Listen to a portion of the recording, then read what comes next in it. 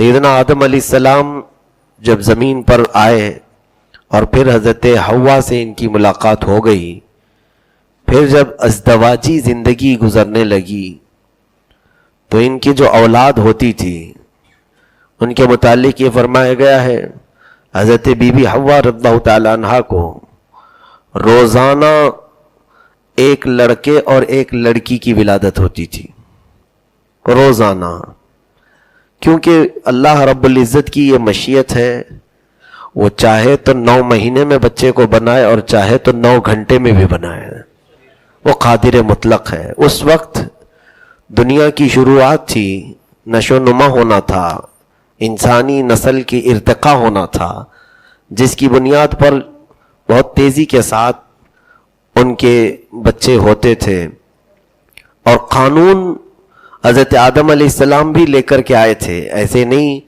کہ وہ دنیا کے شروع میں تھے تو کوئی قانون نہیں تھا، نہیں، قانون الہی اس وقت بھی وہ ساتھ لے کر کے آئے تھے۔ اور آدم علیہ السلام کوئی عام آدمی نہیں، کوئی عام انسان نہیں، بلکہ وہ اللہ کے نبی بن کر آئے تھے۔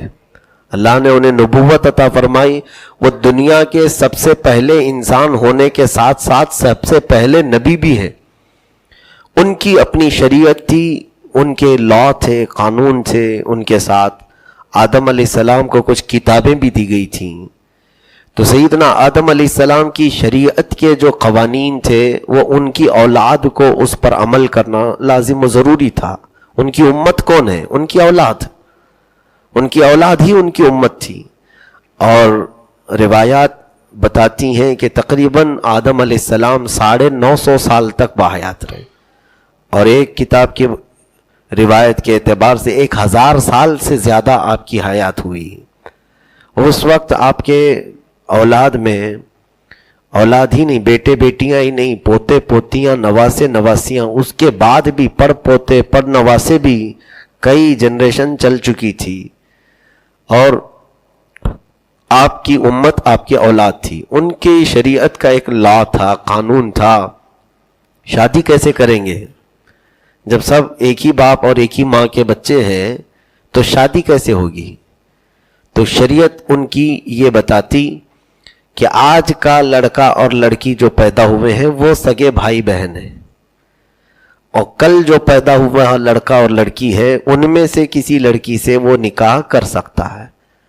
یعنی آج ایک لڑکا اور ایک لڑکی پیدا ہوئے تو یہ آپس میں شادی نہیں کریں گے، کیونکہ ان کو سگے بھائی بہن ہونے کا حکم تھا۔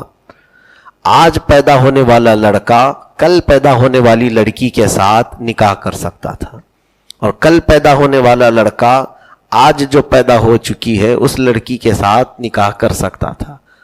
یعنی نکاح کے لیے سگے اسی دن کے پیدا ہونے والے کے ساتھ نہ ہونے کا حکم ان کے ساتھ تھا۔ اب مسئلہ ایسا ہوا کہ آدم علیہ السلام کے سب سے بڑے بیٹے کا نام حابیل تھا۔ حابیل، حضرت آدم علیہ السلام کے بڑے بیٹے کا نام حابیل تھا۔ حابیل کے ساتھ جو پیدا ہوئی وہ یہودا تھی، اور دوسرے دن جو پیدا ہوئی وہ قابیل، اور اس کے ساتھ جو پیدا ہوئی وہ اقلیمہ تھی۔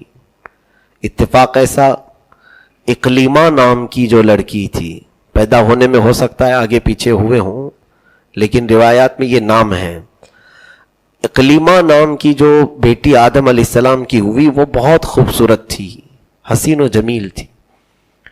تو قانون کے اعتبار سے پہلے دن جو پیدا ہوا ہے حابیل، اس کا نکاح اقلیمہ کے ساتھ ہونا تھا دوسرے دن، لیکن ہوا ایسے کہ دوسرے دن جو پیدا ہوا لڑکا ہے قابیل، وہ خود اپنی سگی بہن سے محبت کر بیٹھا، اور اس کا دعویٰ یہ تھا کہ یہ میرے ساتھ پیدا ہوئی ہے اور میں ہی اس سے نکاح کروں گا۔ وہ بہت خوبصورت تھی، لیکن آدم علیہ السلام کی شریعت اس بات کی اجازت نہیں دیتی تھی۔ شریعت میں یہ تھا، فیصلہ بھی کروایا گیا۔ آدم علیہ السلام نے کہا دیکھو اللہ کا قانون ہے، اسے ہاتھ میں مت لو، اس کو پھلان دو مت، یعنی حد سے تجاوز نہ کرو۔ تمہارے حصے میں یہودا آتی ہے، اس سے نکاح کر لو۔ وہ نہ مانا۔ پھر آدم علیہ السلام نے دونوں سے کہا کہ تم دونوں اللہ کی بارگاہ میں قربانی دو، جس کی قربانی قبول ہو جائے وہ حق پر ہے۔ اچھا، پچھلی شریعتوں میں حق اور باطل کو پہچاننے کا ایک طریقہ یہ بھی تھا، اللہ نے فرمایا بِقُرْبَانٍ تَأْكُلُهُ النَّارُ، یعنی قُلْ قَدْ جَاءَكُمْ رُسُلٌ مِّن قَبْلِي بِالْبَيِّنَاتِ وَبِالَّذِي وَقُلْتُمْ، یہ آیات جو ابھی ہماری تفسیر میں چل رہی ہیں چوتھے پارے کی، آل عمران کے اختتام میں، جو روزانہ کی یعنی جمعہ سنیچر کی تفسیروں میں، وہیں پر یہ آیت بھی ہے کہ پہلے قربانی کرتے تھے دو جماعتیں، تم بھی بکرا کاٹو، تم بھی بکرا کاٹو، اور لے جا کر کے کسی اوپر پہاڑ کے پاس رکھ دیتے تھے اپنی اپنی قربانی۔ غیب سے، آسمان سے ایک آگ آتی تھی، اور وہ آگ کیسی لال کالی نہیں بلکہ سفید رنگ کی آگ آتی تھی، بالکل سفید رنگ کی آگ، اور وہ آگ آ کر جو حق پر ہے اس کی قربانی کو ختم کر دیتی تھی، کھا جاتی تھی، یعنی پھر وہ بکرا غائب ہو جاتا تھا جو حق پر ہے۔ تو پچھلے انبیاء اکرام علیہ السلام کی امتوں میں اکثر ایسا ہوا ہے کہ جب دو معاملات، دو لوگوں کے درمیان کوئی معاملہ مختلف ہو گیا تو وہ پہچاننے کے لیے قربانی دے کر کسی پہاڑ پر رکھتے تھے۔ آدم علیہ السلام نے حابیل اور قابیل دونوں سے کہا کہ ٹھیک ہے، قابیل کہتا ہے اقلیمہ سے ہی نکاح کروں گا، جبکہ یہ حق بنتا ہے حابیل کا، وہ نکاح کرے، تو تم دونوں قربانی دو، اللہ کی بارگاہ سے جو حق پر ہوگا اس کی قربانی قبول ہو جائے گی، اس کی قربانی کو آگ آسمان سے آ کر نگل جائے گی۔ تو دونوں نے قربانی دی، بکرے ذبح کیے یا دمبے ذبح کیے، اور دونوں نے لے جا کر کھلے زمین پر رکھا اپنے اپنے جانوروں کو ذبح کر کے۔ تھوڑی دیر کے بعد آسمان سے سفید رنگ کی آگ آئی اور حابیل کی قربانی کو قبول کر لی، جس کا حق تھا، یعنی شریعت میں جیسا تھا ویسی ہی آدم علیہ السلام نے پہلے بھی بتایا تھا۔ اب وہ قربانی قبول ہو گئی تو اس نے ڈھیٹ پن کیا، سرکشی پر آ گیا۔ کون؟ دوسرا والا بیٹا قابیل۔ اس نے کہا میں یہ قربانی کو نہیں مانتا۔ یہاں سے کفر شروع ہوا۔ اللہ رب العزت کی طرف سے جب قربانی قبول ہو گئی، شریعت کا انکار کیا، قربانی جو قبول ہوئی اس کا انکار کیا، یہاں سے کفر شروع ہو گیا۔ اور کس کی بنیاد پر ہوا؟ ایک عورت کے لیے، اس کے حسن و جمال کے لیے اس نے ساری حدیں پھلانگ دی۔ اس کے بعد آدم علیہ السلام سمجھاتے رہے، وہ نہ مانا۔ حابیل کا حق ہے، اقلیمہ کو حابیل سے نکاح کرنے کے لیے دے دو اجازت، یہودا سے تم نکاح کرو، وہ نہیں مانا۔ پھر ہوا یہ کہ آدم علیہ السلام حج کے لیے روانہ ہوئے تھے یا خانہ کعبہ کے طواف کے لیے، تب ابلیس لعین، شیطان مردود، جو ازل سے آدم علیہ السلام کا دشمن ہوا ہے، جس دن آدم علیہ السلام کی پیدائش ہوئی اسی دن اس کو بارگاہ الہی سے نکال دیا گیا۔ اللہ نے اسے کیا فرمایا؟ فَخْرُجْ مِنْهَا فَإِنَّكَ رَجِيمٌ، تو اب یہاں سے نکل جا کہ تو مردود ہو گیا۔ آدم علیہ السلام کی وجہ سے ہی نکالا گیا ہے نا، ابلیس سجدہ نہیں کیا، مردود ہو گیا۔ تو اب اس نے جو چیلنج کیا تھا رب تعالیٰ سے کہ میں آدم کی اولاد کو گمراہ کر کے رہوں گا، سیدھے راستے پر بیٹھوں گا، جو بھی اس سیدھے راستے پر آئے گا میں اسے گمراہ کر دوں گا۔ اور یہ کہا اس نے لَأُغْوِيَنَّهُمْ أَجْمَعِينَ، ان کے یعنی آدم کی پوری اولاد کو میں گمراہ کر دوں گا۔ اب وہاں سے اس کا کام شروع ہو گیا۔ حابیل اور قابیل کے درمیان جب اس نے اختلاف دیکھا ایک لڑکی کی وجہ سے، آدم علیہ السلام بھی نہیں تھے، ایک بزرگ کی شکل میں آیا، آ کر کے کہا، قابیل کو چڑھایا بہت کہ اے قابیل تو حق پر ہے، اقلیمہ سے نکاح تجھی کو کرنا چاہیے، اتنی حسین و جمیل اور خوبصورت پری پہ کر اس کو تو چھوڑ دے گا تو کوئی دوسری تیرے حق میں آ جائے گی، زندگی گزارنے والی بات ہے، بہت اسے چڑھایا۔ تو قابیل نے کہا لیکن یہ میرا بھائی مانتا نہیں ہے حابیل، اور شریعت کی بات کرتا ہے، کیا کیا جائے؟ تو ابلیس نے اسے دکھایا کہ ایک طریقہ ہے، بڑا سا پتھر اٹھاؤ اور حابیل کے سر پر مار دو، وہ مر جائے گا۔ اب تک دنیا میں موت نہیں ہوئی تھی کسی کی، موت دیکھا ہی نہیں تھا ان لوگوں نے، صرف ابھی بچے ہو ہی رہے تھے، زندہ ہے ابھی سب۔ تو قابیل کو سکھایا ابلیس نے مرڈر کرنے کا طریقہ، قتل کرنے کا طریقہ. تو حابیل ایک جگہ بیٹھا ہوا تھا، تو یہ قابیل بڑا سا پتھر اٹھایا اور پیچھے سے لے جا کر سر پر دے مارا.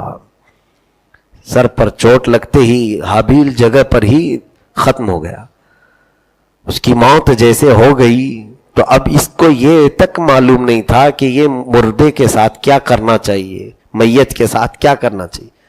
دنیا کا پہلا قتل ہے اور پہلی موت ہے اور پہلی میت سامنے ہے، آدم علیہ السلام کے بڑے بیٹے حابیل کی. اللہ تعالیٰ اسی واقعے کو اب قرآن میں ذکر فرماتا ہے کہ اس کو یہ معلوم نہیں تھا. فَطَوَّعَتْ لَهُ نَفْسُهُ قَتْلَ أَخِيهِ، یعنی اس کے نفس نے اس کو بھڑکایا یا شیطان نے بھڑکایا اپنے سگے بھائی کا قتل کرنے کے لیے. قتل تو کر دیا لیکن اب کیا کریں سمجھ میں نہیں آیا. تو اللہ فرماتا ہے فَبَعَثَ اللَّهُ غُرَابًا يَبْحَثُ فِي الْأَرْضِ لِيُرِيَهُ كَيْفَ يُوَارِي سَوْءَةَ أَخِيهِ. دو کووں کو اللہ نے بھیجا، کوے کو، ایک کوا دوسرے کوے کو ٹھونک مارتا مارتا نیچے تک لایا. وہ بھی دونوں کووں میں لڑائی ہو رہی تھی، ہو بہو ویسی جیسے ان دونوں نے بھائیوں نے لڑائی کی. کوے لڑتے آئے نیچے، ایک کوے نے دوسرے کوے کو ٹھونک مارتے مارتے ختم کر دیا، دوسرا کوا مر گیا. تو اب اس کوے نے کیا کیا، اپنے پیروں سے زمین کو کھودنا شروع کیا، چھوٹا سا گڑھا بن گیا. تو اس کوے کو دھکیل کر اس گڑھے میں ڈال دیا اور اس پر کوے نے مٹی بند کر دی، مٹی لگا دی. تو یہ دیکھا قابیل نے اور پھر کہتا ہے قال یا ویلتا اعجزت ان اکون مثل هذا الغراب فاواری سوءۃ اخی. کہتا ہے افسوس میں اس کوے کی طرح بھی نہیں ہو سکا کہ اپنے بھائی کی لاش کو کیسے چھپاؤں، کوے نے مجھے سکھایا. تب پھر قابیل نے ایک گڑھا کھودا اور اس میں حابیل کو دفن کر دیا. یہ پہلی موت تھی دنیا میں، اور نیچرل موت یعنی جس طرح سے بغیر کسی ظلم کے ہوتی ہے وہ نہیں. سب سے پہلی دنیا میں موت ہوئی ہے ظلم سے، قتل کے ذریعے سے پہلی موت ہوئی ہے. اب یہاں سے سنیے، یہ تمام جو معاملہ ہوا ہے، تفسیر اگر آپ پڑھیں گے تو اس میں مفسرین نے فرمایا یہ سارا قتل تک لے جانے والے فتنے کا سبب کیا تھا، عورت کا حسن و جمال. عورت کے حسن و جمال پر وہ ایسا فریفتہ تھا کہ اسے اپنے سگے بھائی کی بھی کوئی اس کی محبت یاد نہ آئی، اس نے بڑے پتھر سے قتل بھی کر دیا. اس کا مطلب یہ ہوا کہ دنیا میں سب سے پہلا فتنہ حسن و جمال کا ہے، جو اب بھی باقی ہے، اب بھی باقی ہے. آج بھی دنیا جن چیزوں کے ارد گرد گھوم رہی ہے وہ یا تو مال ہے، یا تو عورت کا حصول ہے، یا پھر اپنی شہوت کی مکمل تکمیل کرنا. 2 سے 3 چیزیں ہیں جس کے ارد گرد پوری دنیا گھوم رہی ہے. کسی کو بھی دیکھیں آپ، اکثر الا ماشاء اللہ چند لوگ وہ ہیں جو اللہ کی رضا کے لیے دنیا میں جی رہے ہیں، اور اکثر کی کمائی، دوڑ بھاگ، محنت، مشقت سب یا تو پھر کسی عورت کو راضی کرنے کے لیے، یا اس عورت کو حاصل کرنے کے لیے، یا تو پھر مال اتنا جمع کر دوں کہ مجھے کسی چیز کی ضرورت یا کسی سے احتیاج نہ رہے، محتاجی نہ آئے. انہی چیزوں کے پیچھے تو آج پوری کائنات لگی ہوئی ہے چند لوگوں کو چھوڑ کر. میرے عزیزوں، عورت یقیناً دنیا میں، کائنات میں اللہ تعالیٰ نے اس کو زینت بنایا ہے، لیکن اس کے لمٹس رکھے ہیں، حدود رکھے ہیں. عورت کو جس وقت اللہ نے پیدا کیا جنت میں، ہاں عورت ہم سب کی ضرورت ہے، ہر مرد کے لیے عورت اللہ نے بنایا ہے. قرآن میں اللہ نے فرمایا یا ایھا الناس اتقوا ربکم الذی خلقکم من نفس واحدۃ وخلق منها زوجها. اے لوگو، اے انسانوں، ڈرو اپنے اس رب سے جس نے ایک جان سے ایک جوڑا بنایا ہے. ہر ایک جان سے ایک اس کا جوڑا بنایا ہے. اتاولے ہوتے ہیں، ایسا لگتا ہے کہ ملے گی نہیں، پھر اللہ نے بنا کر رکھا ہے. لیکن سنیے، ہماری ضرورت ہے. آدم علیہ السلام جب پیدا کیے گئے پھر کہاں رکھے گئے؟ جنت میں. یہ واقعات آپ نے سنے ہیں. جنت میں کس چیز کی کمی ہو سکتی ہے؟ جنت ساری نعمتوں سے بھری ہے، لیکن اس کے باوجود آدم علیہ السلام کو تھوڑی سی بے چینی تھی. جنت پوری بھری نعمتوں سے ہے لیکن کوئی اپنے جیسا نہیں تھا وہاں پر. تو انسان کو کوئی دوسرا انسان کی ضرورت ہوتی ہے. تب آدم علیہ السلام کی بائیں پسلی کے پاس سے ایک عورت کو بنایا گیا جن کو حوا کہا گیا. حضرت حوا خوبصورت تھیں. دنیا کی حسین عورتوں میں حضرت حوا کا نام آتا ہے. جنت میں پیدا ہوئی ہیں. یہاں سے اندازہ کرو کہ عورت وہ مخلوق ہے جس کو اللہ نے جنت میں بنایا ہے، جنت میں پیدا کیا ہے. لیکن جب وہ بن کر کے ریڈی تیار تھیں، آدم علیہ السلام سامنے اپنی شکل والی ایک عورت کو دیکھا، یعنی انسان کو دیکھ رہا ہے، تو فوراً بڑھنے کی کوشش کی کہ اس عورت کو ہاتھ لگاؤں. اللہ رب العزت کی طرف سے یہی لمٹ متعین کر دیے گئے. جنت میں لمٹ رکھی گئی. کیا ہے؟ حد اللہ نے بنا دی. اے آدم چھو نہیں سکتے ابھی اس عورت کو، حوا کو ابھی تم چھو نہیں سکتے. ایک عورت ہے ایک مرد ہے، کل تو ان کی ہی ہونی چاہیے نا. کوئی اور تو ہے نہیں، وہ دوسرا مرد تو ہے نہیں. آدم ہی کے لیے بنائی گئی تھی لیکن پھر بھی حکم آ رہا ہے کہ تم چھو نہیں سکتے. پوچھا اے مولا پھر میرے لیے کیسے حلال ہوگی؟ رب نے فرمایا اس کا مہر ادا کرو، مہر ادا کرو. قانون بنایا گیا نکاح کا، اور مہر دینے والا قانون یہ دنیاوی نہیں ہے، یہ جنتی قانون ہے. آج بھی جو ہم اپنی عورتوں کو مہر دیتے ہیں نکاح میں، جنتی قانون ہے. اب وہاں پر مہر کیا دیں؟ آدم علیہ السلام نے رب تعالیٰ سے پوچھا مولا میں مہر دوں کیا چیز؟ کون سی چیز میرے پاس ہے یہاں پر میں مہر دوں؟ سب تو نعمتیں جنتی ہیں. اللہ رب العزت نے فرمایا، یہ تفسیر ساوی میں بھی ہے، شیخ عبدالحق محدث دہلوی رحمۃ اللہ علیہ نے مدارج النبوہ میں بھی لکھا ہے. اللہ کا حکم ہوا اے آدم تیری اولاد میں اخیر زمانے میں میرا ایک محبوب نبی پیدا ہوگا. پہلے سے متعین تھا، تیری اولاد میں میرا ایک محبوب نبی پیدا ہوگا. اے آدم اس نبی پر تم 20 بار درود بھیجو، یہ حوا کا مہر ہو جائے گا. یعنی ہماری ماں کون ہے؟ حضرت حوا. ہمارے باپ آدم. ہماری ماں ہمارے باپ کے لیے حلال ہوئی بھی ہے تو درود کی برکت سے، درود پاک کی برکت سے وہ حلال ہوئی. ہاں آدم علیہ السلام کو حکم ہوا مہر دینے کا اور آپ نے مہر ادا کیا. اس کے بعد حضرت حوا حلال ہوئی. بتانا یہ چاہتا ہوں کہ جنت میں رکھنے کے بعد بھی رب تعالیٰ نے قانون بنائے ہیں. قانون وہاں پر بن کر کے آئے اور دنیا میں آنے کے بعد بھی میرے عزیزو عورت اللہ رب العزت نے یقیناً کائنات میں زینت کی شکل میں بنایا ہے. وہ کائنات کا رنگ ہے. اقبال نے کہا ہے وجود زن سے ہے تصویر کائنات میں رنگ. عورت کے وجود سے کائنات کی تصویر میں ایک اچھا رنگ ہے، لیکن اس رنگ کے چھونے کے استعمال کرنے کے آداب سلیقے طریقے شریعت نے رکھے ہیں. اور ایسی ہی ہے کہ تتلی دور سے اچھی لگتی ہے، چھو لو تو اس کا رنگ نکل جاتا ہے. اسے پھولوں کے ارد گرد منڈلاتے ہوئے دیکھو تو اچھی لگتی ہے. اسی طرح سے عورت کے متعلق ہم یہ کہتے ہیں کہ یوں سمجھ لیں کہ عورت اس ریل کی طرح ہے جو پٹری پر ہے. جب تک وہ پٹری کے اوپر ہے، لائنز کے اوپر ہے، ہزاروں لوگوں کو اپنے اوپر سوار کر کے ایک منزل سے دوسری منزل تک لے جاتی ہے.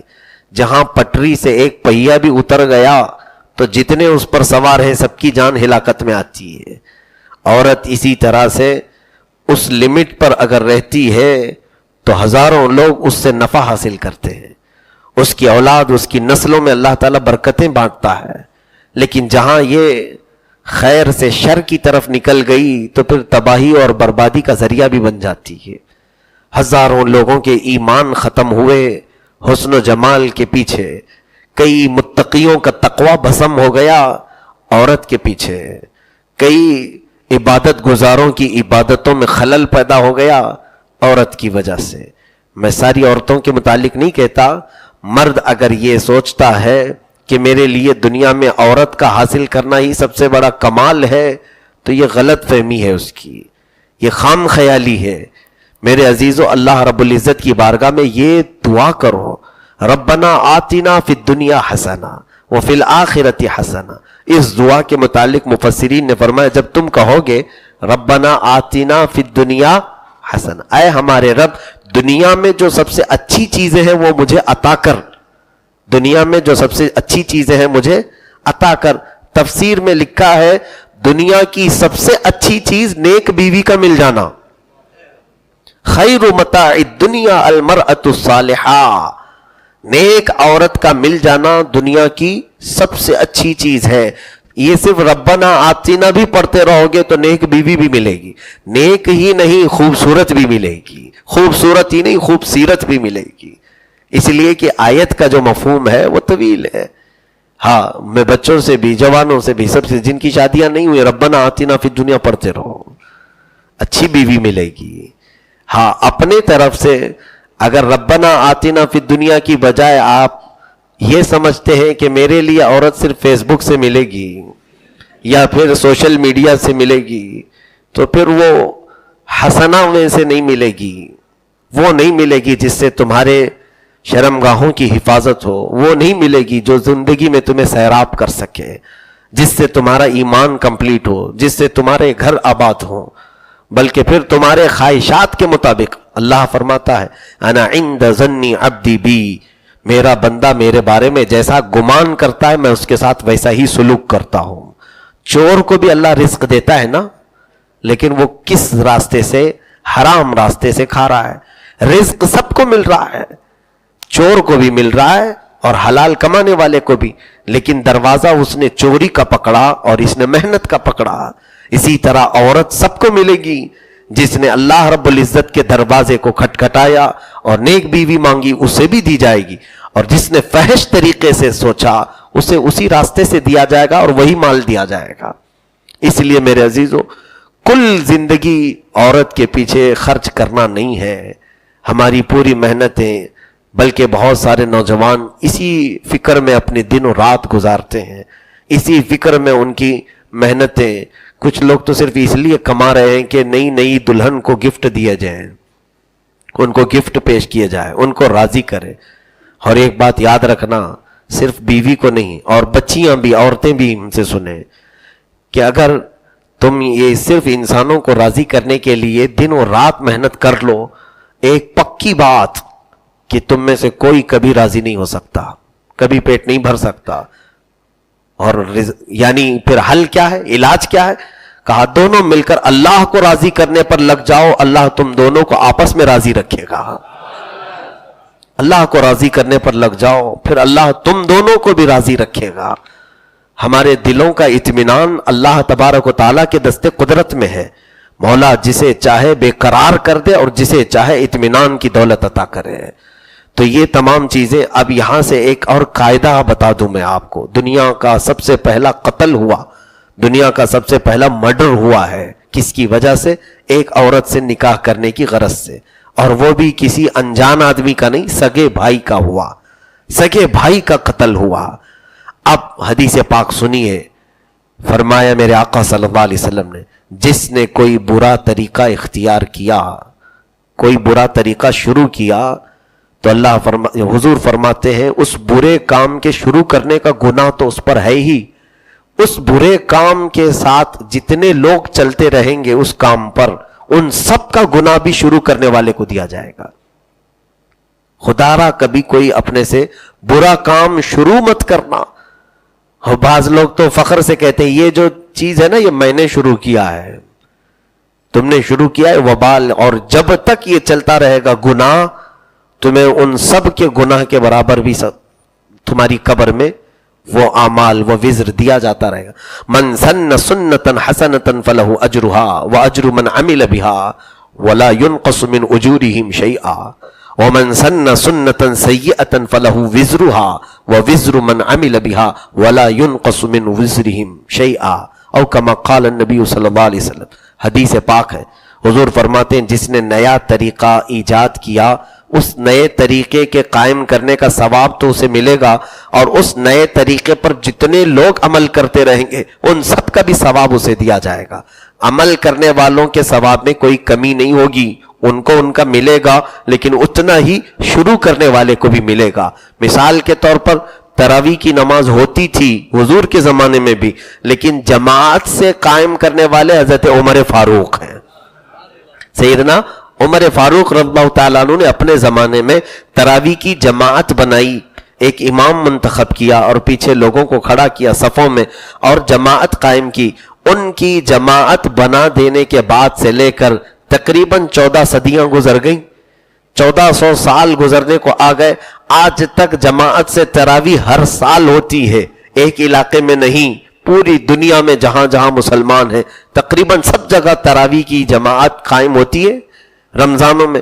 تو اب اندازہ کرو عمر فاروق رضی اللہ تعالیٰ عنہ نے جماعت شروع کیا تھا، شروع کرنے کا تو ثواب ہے ہی، کروڑوں مسلمان جو جماعت سے پڑھتے ان سب کا ثواب عمر فاروق کو ملتا رہے گا رضی اللہ تعالیٰ عنہ۔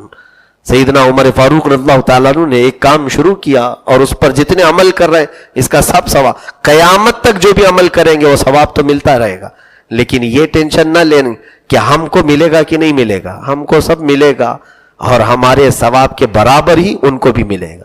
ساتھ ہی اگر کسی نے برا کام شروع کیا، کوئی برا طریقہ اختیار کیا، حرام کام کی بنیاد ڈالی، پھر اس کے بعد اس کام پر جتنے لوگ چل پڑے ان سب کا گناہ بھی اس شروع کرنے والے کو دیا جائے گا۔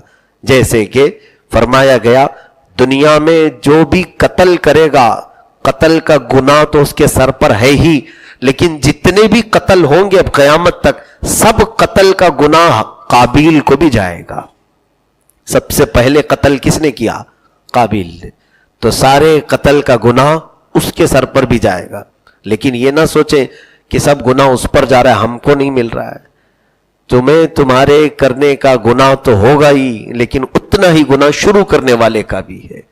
اس لیے یہاں پر خدا را کبھی بھی اپنی زندگی میں کوئی ایسا کام ہونے نہ پائے کہ آپ کا دیکھا دیکھی پھر آپ کے نیچے والی جو بعد والی جنریشن ہے وہ بھی اس برے کام میں مبتلا ہو جائے۔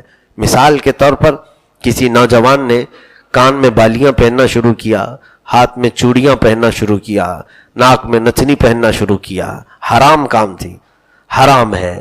عورتوں سے شباہت اختیار کرنا، حضور پاک صلی اللہ علیہ وسلم نے فرمایا اللہ کی مخلوق میں سب سے بدترین مخلوق ہے وہ جو مرد عورتوں سے مشابہت اختیار کرتے ہیں اور جو عورتیں مردوں کی طرح لباس پہنتی ہیں، دونوں پر اللہ کی لعنت ہے۔ لیکن جس نے یہ شروع کیا اس نے ایک ایسا بڑا گناہ شروع کیا کہ اس کا دیکھا دیکھی جتنے بھی وہ گناہ کرتے جائیں گے ان سب کو بھی وہ گناہ ملے گا اور اتنا ہی گناہ شروع کرنے والے کو بھی ملے گا۔ میرے عزیزو، لوگ نئے نئے طریقے شروع کرنے جا رہے ہیں۔ آج فیشن کے نام پر باضابطہ کلاسیں لگتی ہیں، باضابطہ آفیسز ہیں فیشن ڈیزائنر لوگوں کی کہ ایک نیا نیا طریقہ اختیار کیا جائے، شروع کیا جائے، کبھی سطر دکھانے والا، کبھی ننگے پن کا فیشن شروع کریں۔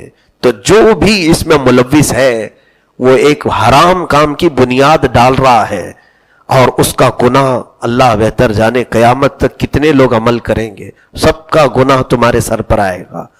کیا ہی اچھا ہوتا مسلمانوں میں کہ آپ میں سے کوئی نہ کوئی ایسا نیا کام شروع کرتے جو ثواب کا ہے اور اس کے بعد پھر وہ چل پڑتا۔ اگر مثال کے طور پر راستے میں آپ نے ایک سبیل لگائی، محرم میں لگاتے ہیں بچے، بڑے شوق سے لگاتے ہیں، کبھی کسی نے ایسی سبیل لگائی یہ سوچ کر کے کہ جو بھی راستے سے گزرے گا اس سے پانی پیتا رہے، اب وہ سبیل قائم رہی آپ کی۔